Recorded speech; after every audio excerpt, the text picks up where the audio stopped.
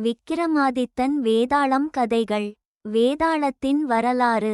உண்மையில் வேதாளம் என்பது தேவர்கள் உலகத்தில் வாழ்ந்து கொண்டிருந்த புட்பதத்தன்தான். புட்பதத்தனும் அவனது மனைவி தேவதத்தையும் தேவர்களுக்கு ஆடை தைத்து கொடுக்கும் பணியை செய்து கொண்டிருந்தனர். இந்நிலையில் புட்பதத்தனுக்கு ஒரு விபரீத ஆசை தோன்றியது. அதுதான் ஈசனுக்கும் பார்வதி தேவிக்கும் அழகிய உடை ஒன்றை தைத்து கொடுக்க வேண்டும் என்று. புட்பதத்தன் தான் நினைத்தது போலவே அழகிய ஆடைகளை தயாரித்து அதனை ஈசனுக்கு வழங்க கைலாயத்திற்கு சென்றான்.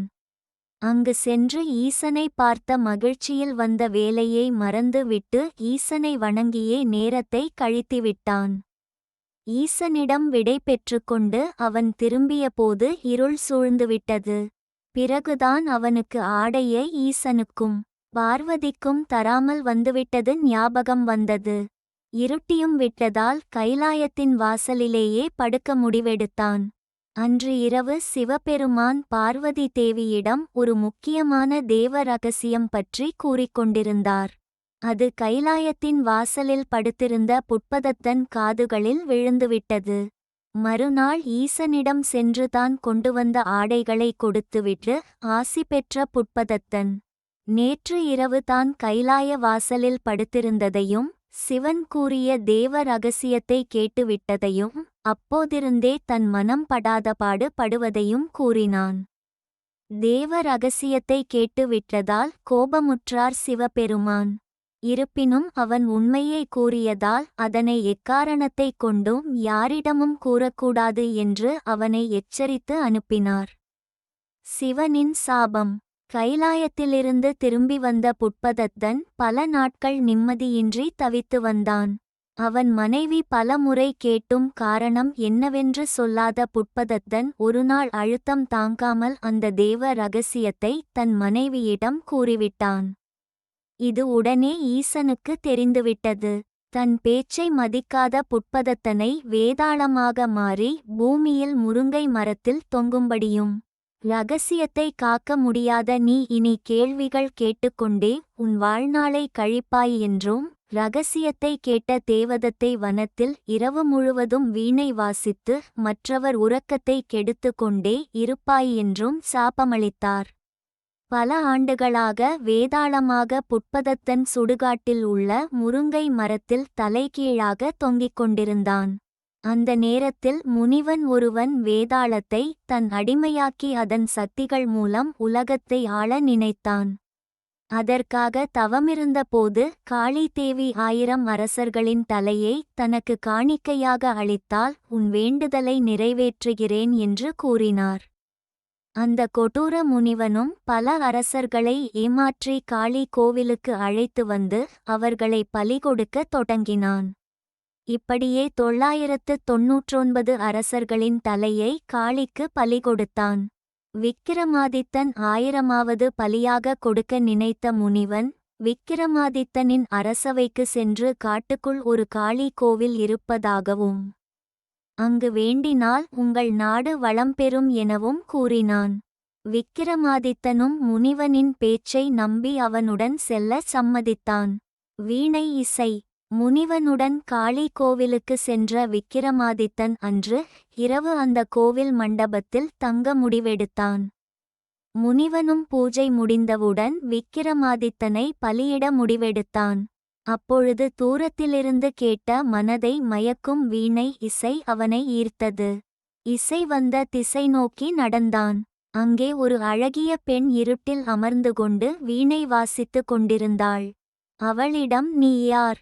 ஏன் வனத்திற்குள் அமர்ந்து வீணை வாசித்து கொண்டிருக்கிறாய் என்று கேட்டான் விக்கிரமாதித்தன்.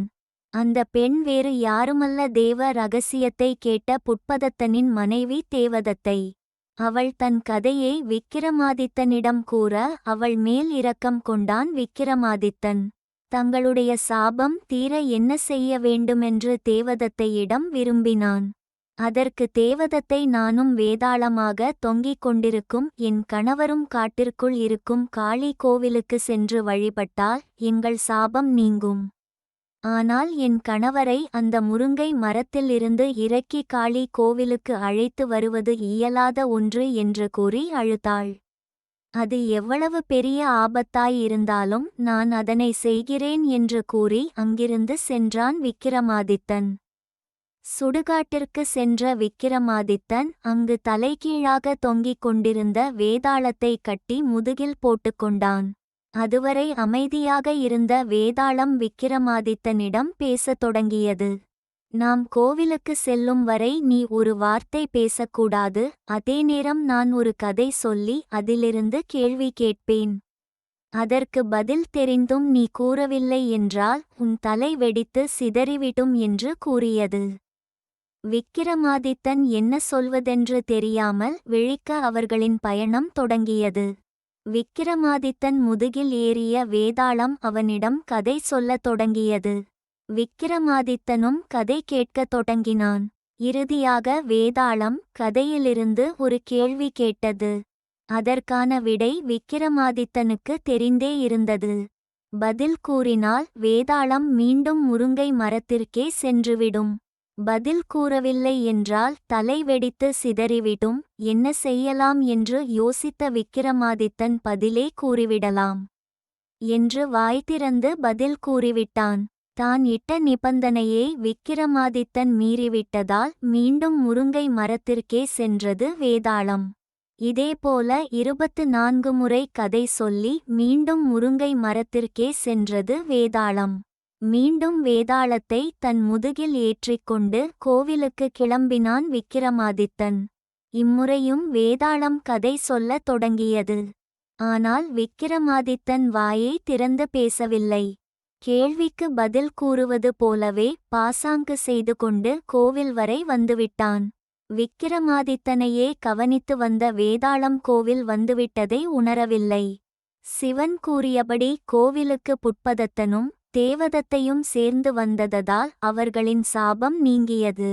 சாபம் நீங்கிய புட்பதத்தன் விக்கிரமாதித்தனுக்கு நன்றி கூறியதோடு முனிவனின் உண்மையான எண்ணத்தை பற்றியும் கூறினான்.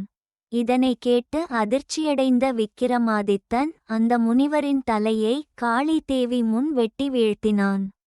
அப்போது அங்கு தோன்றிய காளி தேவி, விக்கிரமாதித்தா, நீ கொடுத்த பலியில் என் மனம் குளிர்ந்தது. உனக்கு என்ன வரம் வேண்டுமென்று கேள் என்று கூறினார். அதற்கு விக்கிரமாதித்தன் முனிவனால் கொல்லப்பட்ட அனைத்து அரசர்களும் உயிர்பெற வேண்டும் என்று வரம் கேட்டார். காளி தேவியும் விக்கிரமாதித்தன் கேட்ட வரத்தை தந்ததோடு அவனையும் அவன் நாட்டு மக்களையும் வாழ்த்திவிட்டு சென்றார்.